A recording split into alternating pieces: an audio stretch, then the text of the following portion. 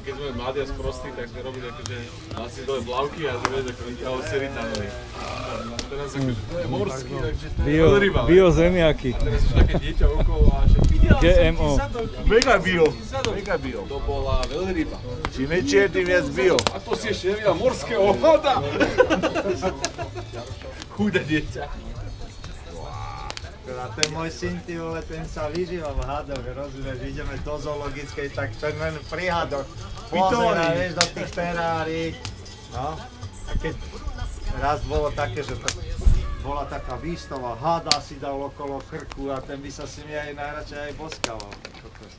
To je všetky tie leguány, chytá to, dáva si to na seba. Filip, nalial si? Nie, mal som. Horvin, čakáš na čo? Tak mám doma teráriu. Na toho potkáňa. Na trofej. Na potkáňa čaká. A máme takých susedov z vedľajšej ulici A a... trtkáme aj susedu.